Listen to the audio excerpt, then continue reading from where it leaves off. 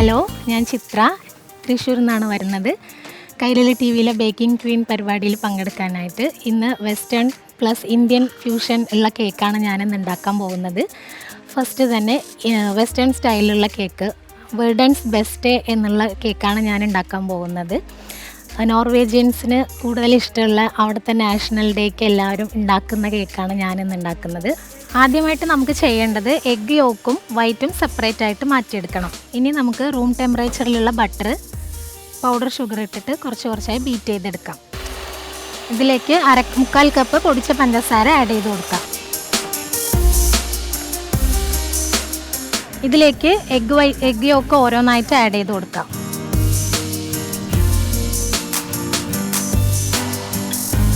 ഇതിലേക്ക് 1 teaspoon vanilla essence add ചെയ്ത് കൊടുക്കാം. ഇതിലേക്ക് 1/4 കപ്പ് പാൽ ആഡ് ചെയ്ത് കൊടുക്കാം. ഇതെല്ലാം നന്നായി ബീറ്റ് ചെയ്ത ശേഷം ഇതിലേക്ക് 1 കപ്പ് മൈദ, 1 നുള്ളു ഉപ്പ്, 1 ടീസ്പൂൺ ബേക്കിംഗ് പൗഡർ ആഡ് ചെയ്ത് കൊടുക്കാം. ഇതിലേക്ക് 2 ടേബിൾ സ്പൂൺ പിസ്താഷ്യോ വറുത്ത് പൊടിച്ചത് ആഡ് ചെയ്ത് കൊടുക്കാം. എന്നിട്ട് നന്നായിട്ട് മിക്സ് ചെയ്ത് കൊടുക്കാം. ഇത് നന്നായിട്ട് മിക്സ് ആയിട്ടുണ്ട്.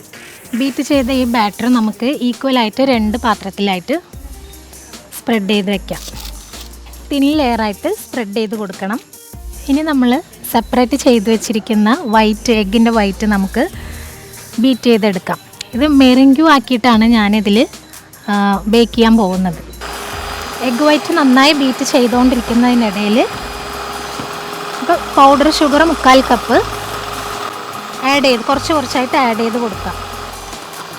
എല്ലാ ഷുഗറും ഒരുമിച്ച് ആഡ് ചെയ്യരുത്, കുറച്ചായിട്ട് ആഡ് ചെയ്ത് കൊടുക്കുക, അല്ലെങ്കിൽ ബാറ്റർ താഴ്ന്നു പോകും. ഇതിലേക്കൊരു 1/2 ടീസ്പൂൺ വാനില എസൻസ് ആഡ് ചെയ്ത് കൊടുക്കാം. നന്നായി മിക്സ് ചെയ്ത് നമുക്ക് സെപ്പറേറ്റ് ആയിട്ട് ഈ ബാറ്ററിലേക്ക് ആഡ് ചെയ്ത് കൊടുക്കാം. ഈവണായിട്ട് സ്പ്രെഡ് ചെയ്ത് കൊടുക്കണം.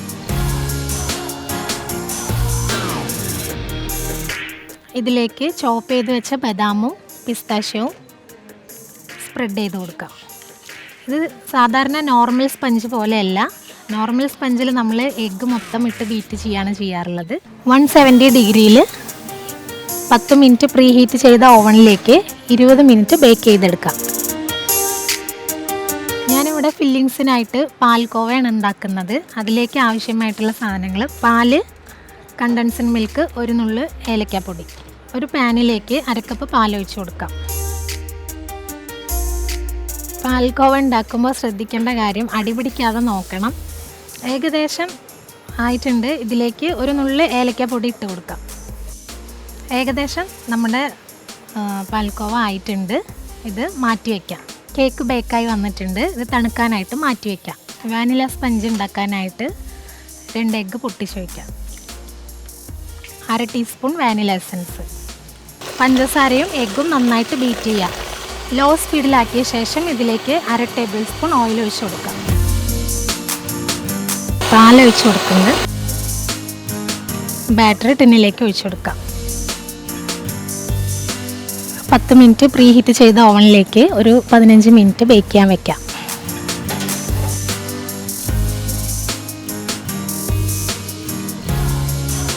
Hello Chitra. Hi ma'am. Hi sir. എന്തൊക്കെയാ ഇവിടെ ബേക്കിംഗ് കഴിഞ്ഞു കേട്ടോ? ഏകദേശം ആയിട്ടുണ്ട്. ഞാനൊരു വെസ്റ്റേൺ സ്റ്റൈലിലുള്ള വെർഡൻസ് ബെസ്റ്റ് എന്നുള്ളൊരു കേക്കാണ് ഉണ്ടാക്കുന്നത്. ഇപ്പൊ ഏതാണ്ട് ബേക്കിങ്ങിന്റെ പാർട്ട് ഓൾമോസ്റ്റ് ഏകദേശം കഴിയാറായിട്ടുണ്ട്. 3 ലെയർ ആണോ ചെയ്യുന്നത്? അതെ. ഓക്കേ.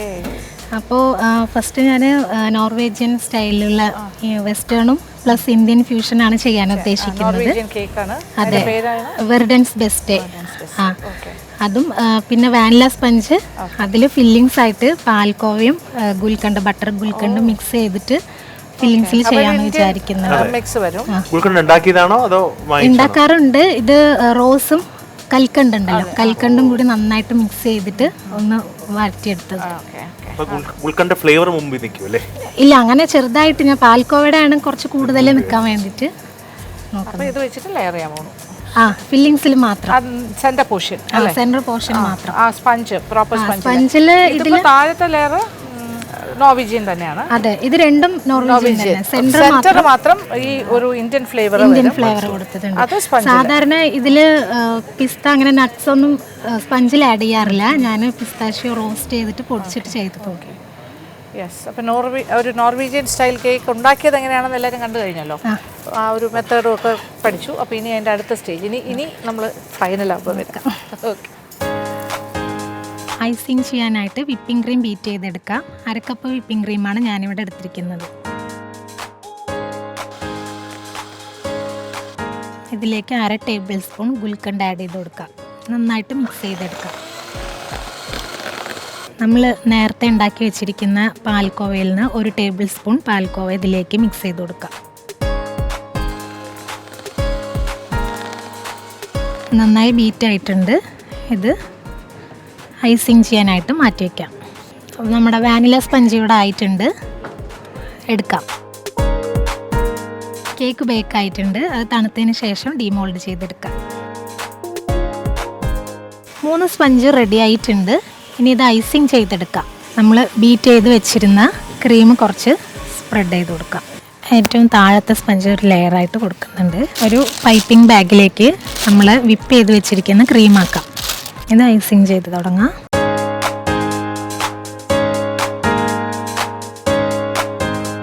നമുക്ക് പാൽക്കോവ മിക്സ് ഫില്ലിങ്സിൽ സ്പ്രെഡ് ചെയ്ത് കൊടുക്കാം. ഇതിലേക്ക് 1 ടീസ്പൂൺ ഗുൽക്കണ്ടിൻ്റെ മിക്സ് ആഡ് ചെയ്ത് കൊടുക്കാം. എല്ലാം കൂടി മിക്സ് ചെയ്ത് കൊടുക്കാം.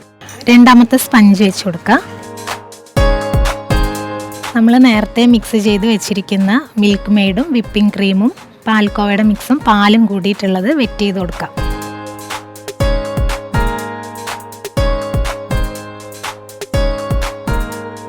വീണ്ടും പാൽക്കോവ മിക്സ് ലെയറിൽ ആഡ് ചെയ്ത് കൊടുക്കാം. 3ാമത്തെ ലെയർ വെച്ച് കൊടുക്കുന്നുണ്ട്.